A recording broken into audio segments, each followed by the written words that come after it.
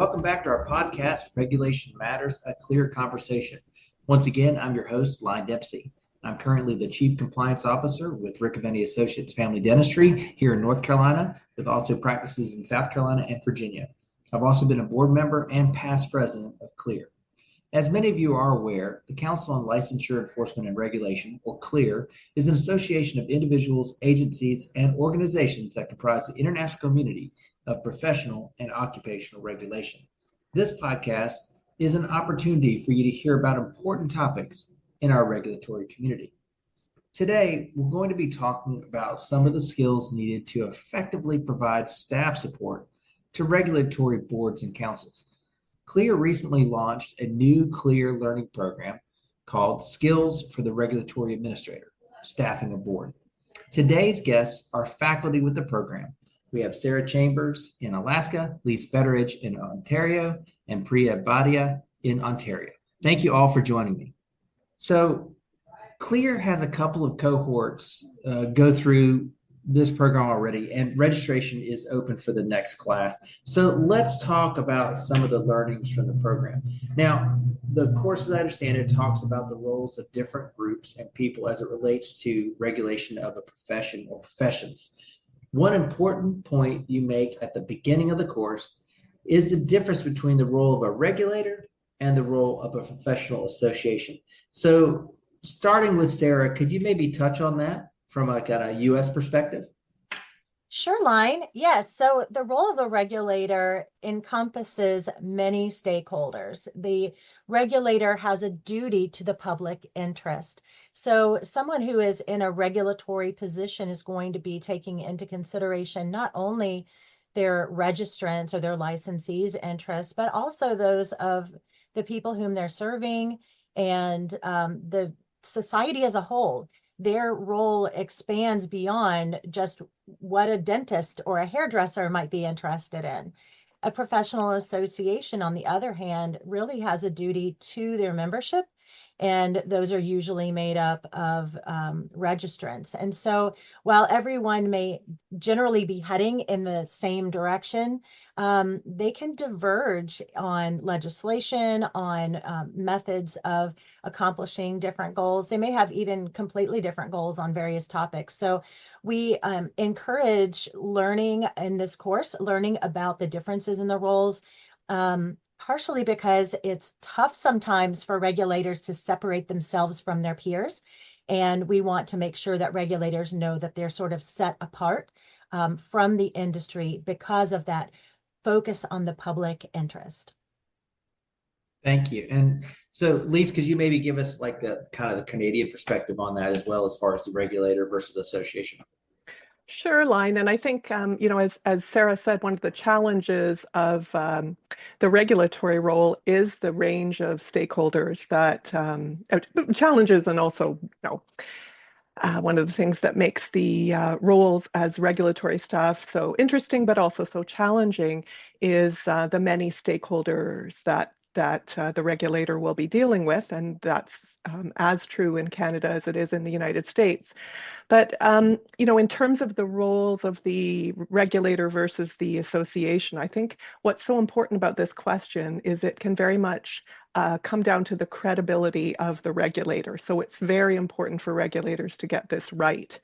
The regulator is there to protect the public interest, as Sara said, but in every single one of its actions and decisions, whereas the association is there quite appropriately to advance the interests of the profession or the professions.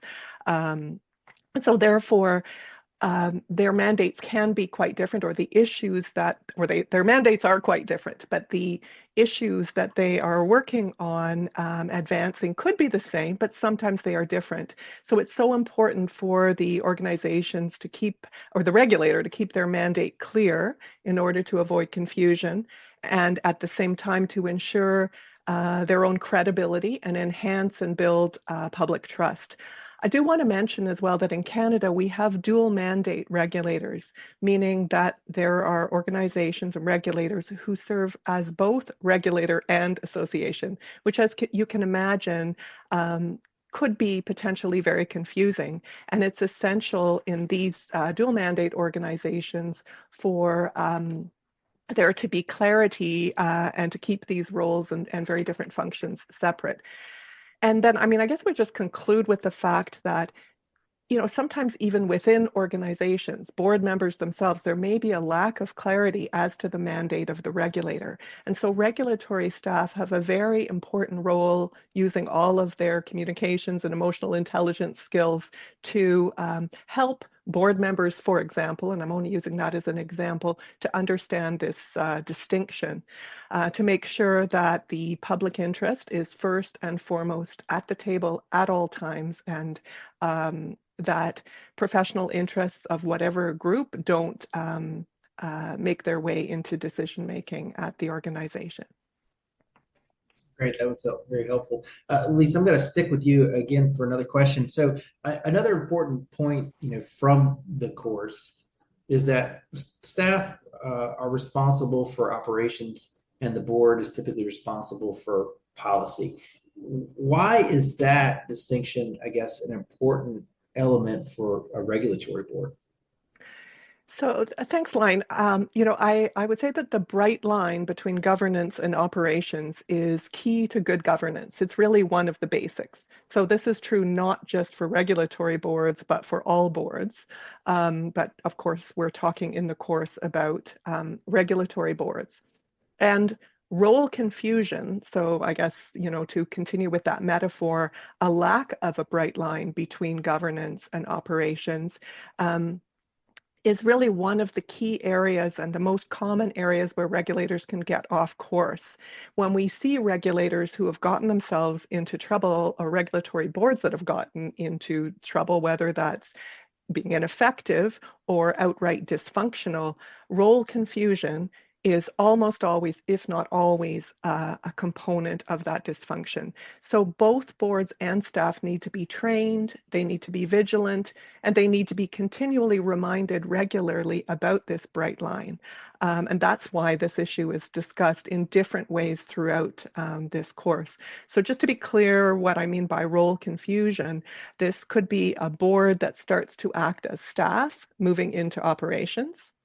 But it can also be staff being confused and overstepping its role by making decisions that should be made by a board.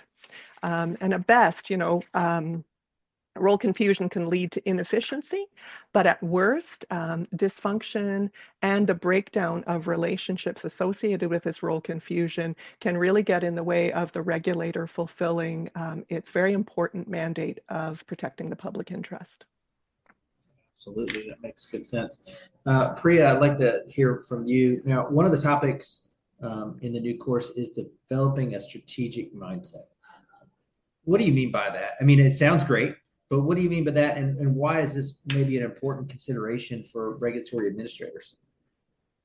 Thanks, Line. This is actually a favorite of mine. And I think it's an exciting opportunity, actually, for folks who are supporting boards, especially if you are in a senior management role at the organization, or even if you're not and you're in more of a sort of middle management role, because really this is about shifting our focus from the tactical, which is very much within the purview of staff working within the regulator, and really is about how we execute our objectives on the ground, to the strategic, which is, to me, much more about why we are doing it in the first place. And the reason I think it's exciting is because it's an opportunity for regulatory administrators and counsel and whoever else is in that role to practice stepping back and thinking about the remit of the regulator in much broader strokes, and asking the big questions, the weighty questions, such as, what is the problem we're trying to solve?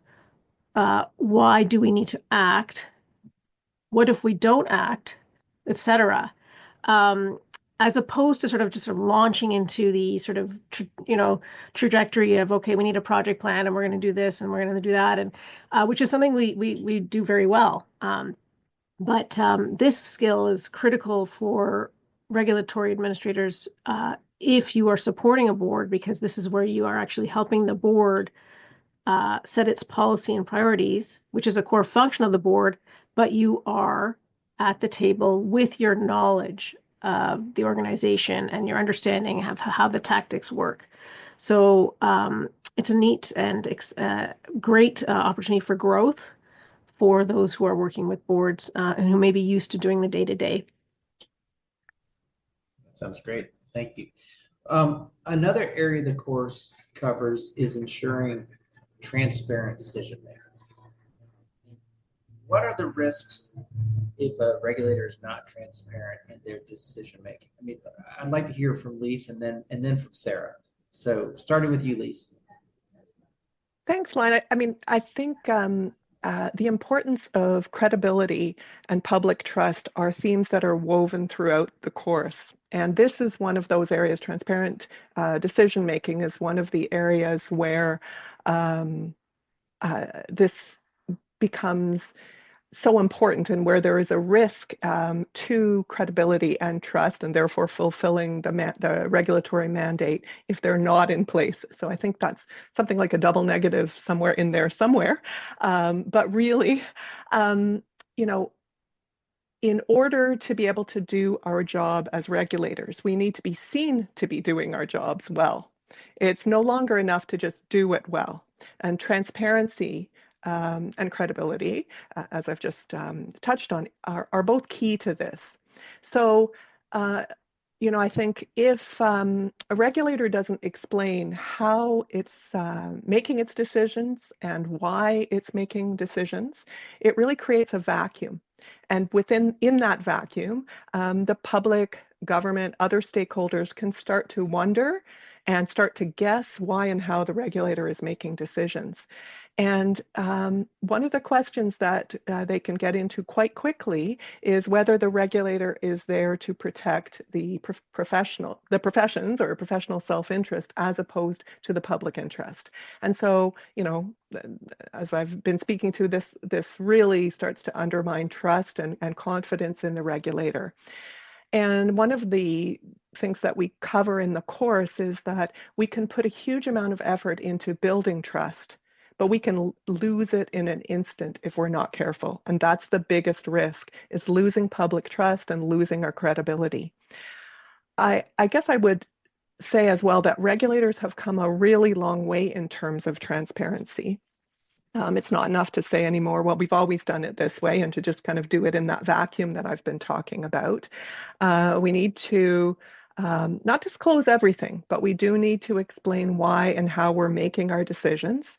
And also internally to re-examine our decisions about why we may not be transparent about a particular issue, whether there's something to re-examine. Because when we look at the work of regulators, you know, and I'll speak from my own experience and from, I think, the broader experience in Ontario, Canada, you know, there are things where there was room for much greater transparency, and those changes happened, and I would say they were very much for the good of the public, and therefore also good for the regulator as well. Sara? Well, Lise touched on I love that she touched on that core concept from the course, trust and the integrity required of regulators. And I'll add to that by pivoting slightly that it's really in the regulator's best interest to maintain the integrity of the process as well, not only or in addition to the integrity of their motives, but also by stepping out of the public light and making decisions in the darkness, you're depriving yourself as a regulator of key input that could really influence your decisions. Sometimes we see regulators maybe not intentionally sort of putting blinders on to what their personal scopes of knowledge are, or their smaller spheres of influence, that bias of what's easiest or what's closest to us is what's best. And as humans, we're busy. We understand that that's a very real bias or risk that we face. And so by not sharing the decision-making process with the public, of course, when it's appropriate, regulators shouldn't be sharing confidential information and that sort of thing. But decision-making process, like a regulation or the rulemaking process, needs public input, and in most jurisdiction requires a public comment period. So even in embarking on those decisions, whether they're a formal rulemaking process or more of an informal sort of internal process, gathering input and letting it be known that we're working on this, we want the perspectives of others, produces a better product, a more well-rounded product.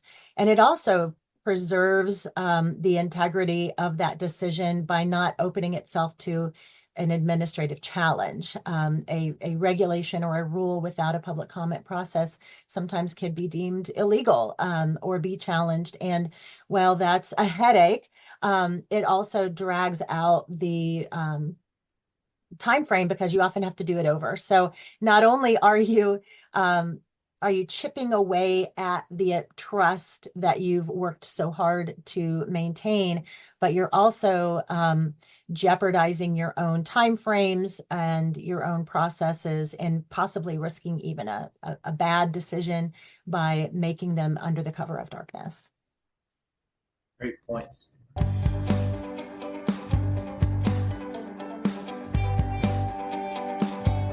We'll be back to my conversation with Sara, Lise, and Priya in just a moment. But first, Clear would like to thank our podcast episode sponsor.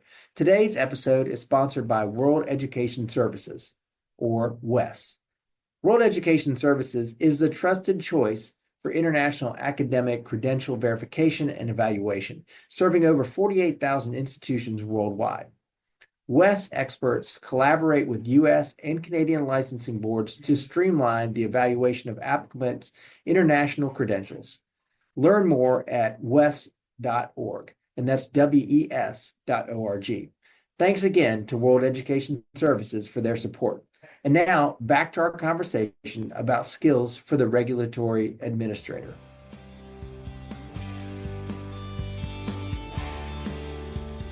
In the course, you talk about leading a board and the collaborative leadership model. Can one of you talk a little bit about what that means and the characteristics of a collaborative leader? Maybe we'll start with Priya on this. Sure. So, I mean, we have a lot of sort of leadership approaches in our toolboxes. And I think of collaborative leadership as the opposite of the authoritarian leadership that we might be familiar with, and we might actually expect a more authoritarian leadership style in a regulatory environment, right? Rules, standards, compliance. But actually, as the course will get into, there's many ways to get there. And in fact, collaborative leadership is about being a facilitator, a convener, to allow for open dialogue, and allowing all the decision makers to share their perspective and give everyone a sense of agency in the process with the public interest in mind. And I think, when we do that, and the course will talk about how to do that, you end up building trust and mutual understanding, which actually allows you to influence your board in a very meaningful way and is helpful for the complex work that regulators have to do. Thanks. That's great. Lise, it looks like you wanted to add something. Go ahead. Yeah, I mean, I completely agree with Priya, and I guess I think of the expression, the sum is greater than the parts. And to me, that's what collaborative leadership is about, that strong leaders surround themselves with other leaders who have so much to offer, and in the complexity of the regulatory environment, that's a huge asset. And so collaborating, being able to manage conflict, being able to communicate well, build relationships, build trust, these are all skills, essential skills to collaborative leadership that we talk about in the course, and kind of recognizing the importance of that group. And I think the only other piece I would add is that a very important aspect of collaborative leadership is that the leader models the kind of behavior that they'd like to see. So all of this, that what Priya's been talking about, what I mentioned as well, these, regulatory staff can learn these skills, very much so. They can think about these skills, they can model them, and that then strengthens the group, the leadership group at the organization, and that benefits the organization, and therefore that advances the regulatory mandate. Great. Thank you so much for that. Now I'm looking at the course, and it looks like a section of it talks about effective communication and presentation skills. Now, this is always an area that's near and dear to my heart. I feel like I'm always on as an extrovert, always trying to hold court. But I guess as a regulator or regulatory administrator in a board meeting, you may not think of yourself as, being in presentation mode, to use that term. But why is it important to treat it like a presentation, thinking about both, what you say and how you say it? Well, Lion, I'll take that one. This is Sara. As we've said a few times already today, regulators are in the public eye. Regulators are always, or 99% of the time, public facing with the work that they do. And we've talked about stakeholders and their audience as well. And when regulators are sitting in a board meeting, they may be looking at fellow board members, a handful of staff, maybe some members of the public showed up, maybe they're on Zoom, but there's an entire audience that perhaps isn't physically there in the meeting that will be watching later. There may be an audience that, again, like on Zoom or on another video conference platform, board members are not really thinking about who may be listening to that presentation. And presentations are intended to convey information, but if that information isn't delivered in a manner that's understandable, or is delivered in a manner that's sort of taken the wrong way, then it creates roadblocks to understanding.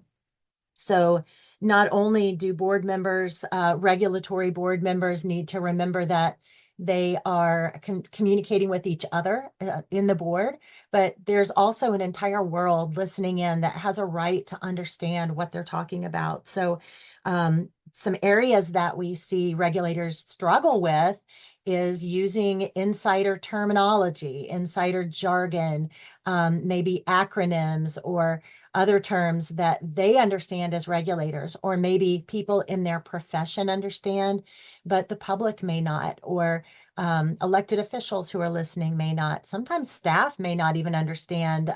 If you're on a healthcare board and you're talking about particular procedures, your administrative staff may not understand those things as deeply as you do. So it's really important as regulators to be mindful as they're talking to, reasonably explain any terminology and jargon. So everyone listening understands, and there's a context for that. And I'd also like to say, tone is key. If a board member who's extremely valuable, knowledgeable, is presenting and isn't mindful of his or her tone, that could send a very unwanted or different message than what they intended.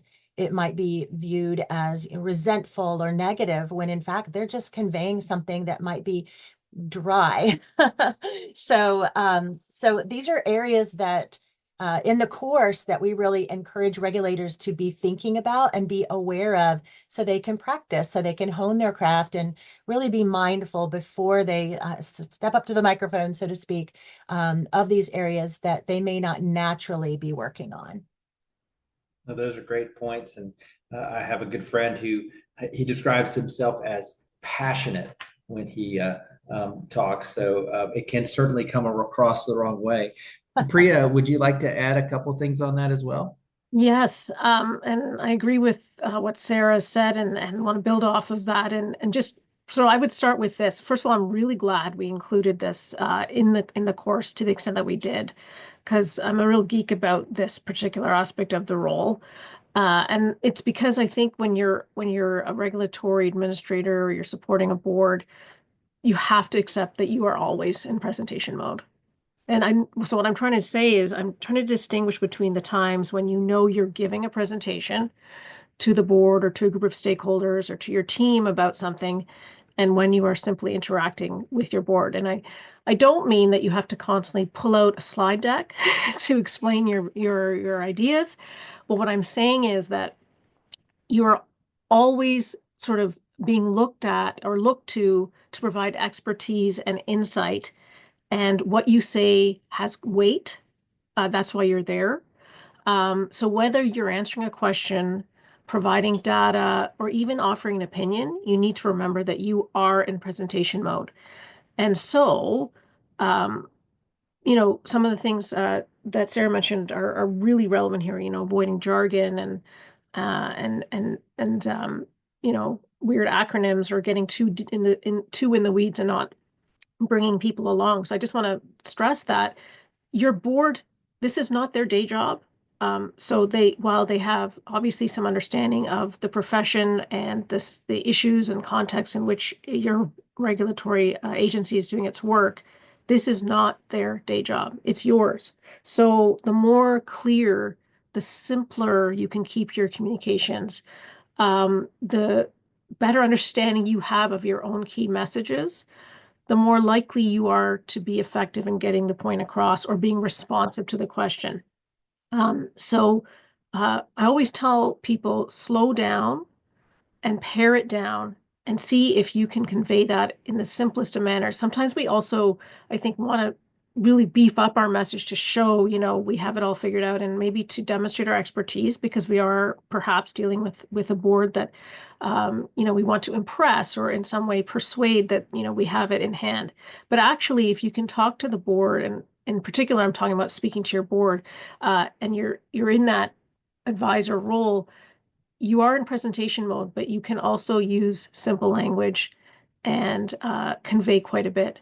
So not getting too bogged down is something I think about here. And there's a lot in this course about effective presentation in a variety of contexts. Well, that's great. Well, I've only got a couple more topics I want to discuss with you, but I'd like to get all three of you to weigh in on each of these. But I guess, what are some of the unique aspects and challenges of staffing a regulatory board opposed to other types of organizations? And I'll start right back with you, Priya. Sure. I mean, I think I would start by saying, the work that regulatory boards do is complex and important. The stakes are high because of the public interest. And so that brings a certain amount of pressure.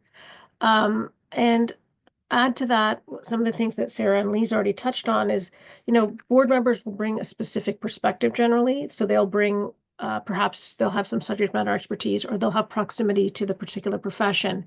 And so that dynamic of having someone who may not be apprised of all the things that the regulator has to deal with, but has a very specific angle, can kind of bump up against the internal culture of the regulator, where you might be used to being quite aligned on the key issues. And so I think that it can make it uncomfortable, and that can be challenging. So, and if it manifests in conflict or misunderstanding, or even like lack of engagement, because sometimes that can happen too, it's challenging for the folks who are staffing the board to deal with that. They may be used to that team approach where everyone gets it, and we're just trying to get that done. And you're really trying to bring people along, get your arms around all the variety of perspectives. So I think that's one of the reasons staffing a regulatory board can be particularly challenging.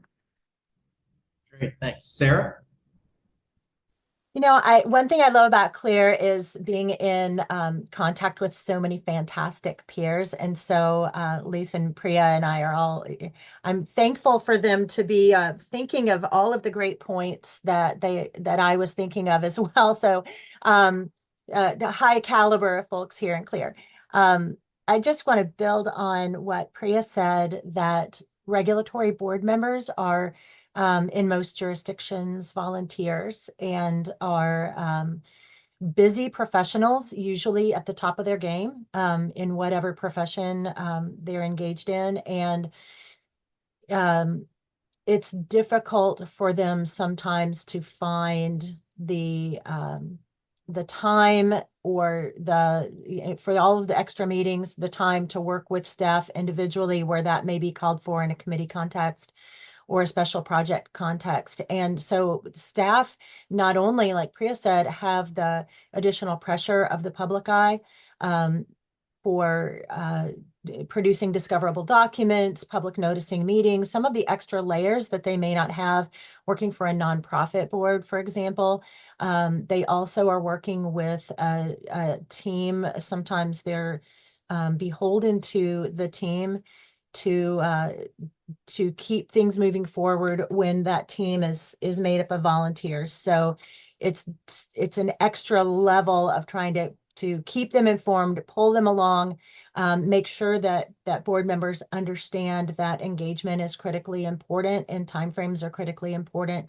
Sometimes that takes extra onboarding for new board members, which is another element that staff would be in charge of. So they're just some unique dynamics to staffing and serving on a regulatory board that people are just not born with, or often they come into service to a regulatory board or on a regulatory board without any comprehension of these angles. And I think that's something that CLEAR works really hard to do. And this course will be really helpful, is to make sure that everyone's truly aware and that we are all being transparent into as to what you're getting yourself into by either serving on or staffing a board. Thanks, Sarah. And Lise? Well, I just I love the comments so far, and I really am not going to add a whole lot other than to say I think it's such an important point about this is not board members' day job, but this is your day job. So it's a high pressure day job, but it's also a very exciting day job. And one of the reasons that it is exciting is that it's complex in terms of, for example, the policy, making policy, protecting the public interest, given the political context that's changing, the global trends that are, evolving, the legal context, of course, and then the specific activities of the regulator as well, which I'm not going to get into in detail, but which, the people on the course will be familiar with. So you put all of those things together with the relationships that are necessary to foster and to build in order to be effective in your role. That makes for a very exciting pot of regulatory soup, let's say. And I think that the course addresses that very well, both in terms of, for example, some of the things we've already touched on related to leadership style and approaches, stakeholder relationships, but also there's a lot of time spent on emotional intelligence, which then ties into a lot of this work that we're talking about and some of the challenges in the regulatory context. So yeah. Awesome. Thank you. Well, look, I don't want to give away too much content, but I do want to get maybe from each of you, it can share one great strategy or tip for dealing with these challenges. And let's start right back with you, Lise. Yeah, and I think one of the things that I have loved so much about working in the regulatory sector is what a small, specialized, and supportive field it is. And CLEAR is a very important part of that small, specialized, and supportive field, getting ever larger, but nevertheless, I think it's so important for everybody working for a regulator. And no matter what the role, and certainly for people taking this course, prospective people in this course, remaining current and building a network of regulators across jurisdictions, not just in regulators that look like you do, but regulators globally, to understand different approaches to the really complex issues that we face. So I guess in a nutshell, remaining current. Oh, that's great. Perfect. Sarah. I would say for staff and for board members, a great strategy, which may seem kind of natural, but how often do we forget to do it, is to set your assumptions at the door. Don't make any assumptions about what people may know, what their experience and background may be, how familiar they may or may not be with various processes, both public and behind the scenes. This is I think, really important for staff to remember when onboarding new board members, or when the board may be facing something that they haven't dealt with in a long time, or maybe ever. You may have been on staff for a long time and may remember 6 months ago, 3 years ago, when a particular situation came up that was difficult, challenging, and unusual, but your board members may have changed since then. Or when a new board member comes on, they may have been watching the board, they may have been attending board meetings for years, but that doesn't make them necessarily privy to the inside workings of being on the board. And so as a staff member, you can help shepherd that process well by just setting those assumptions aside and opening up clear communication with the new board member or with the existing board. Again, if we're talking about an experience they haven't had before, or it's been a while, and ask probing questions. Make sure that you all are on the same sheet of music before you launch into the process or the situation that you're facing. So just do a little information check before, when someone's new, or before heading into a challenging situation. Oh, that's great, Sarah. Thank you. And finally, Priya. So many great tips have been offered, so I won't go on too long, but I think I would sort of say, in the dark days, which you will have in a regulatory environment from time to time, because things happen, right? Remember this, that the board wants to be successful, just as you do, right, as a regulatory professional. And if you can remember that, it will help you become an effective translator and interpreter of what you're hearing and seeing in the room, and be responsive to that without feeling necessarily, demoralized, or, that this is personal, because everyone in the room wants to be successful, including the members of the board, and they may just need your help figuring out how to do that. Excellent. Well, thank you. I think it was very interesting to hear about these essential skills for staffing a regulatory board. Lots of important things to think about, whether you're new or a seasoned administrator. So thank you, Sarah, Lise, and Priya, for speaking with us today. Thank you. Thanks for having us. Thank you. That was great. Absolutely. It has been a pleasure. And we'd love to continue this conversation with our members on the Clear Regulatory Network. This podcast episode will be posted there for your comments and discussion. A couple of questions that we might want to look into are: what skills do you think are essential for executive and senior regulatory staff? So please share your thoughts on the Clear Regulatory Network. The next offering of the skills for the Regulatory Administrator course is scheduled and open for registration. A welcome session takes place May 29th with instructor-led video conference sessions on June 2nd, 9th, and 16th. Visit Clear Events calendar at www.clearhq.org/events to find out more and register. I also want to thank our listeners for tuning in for this episode.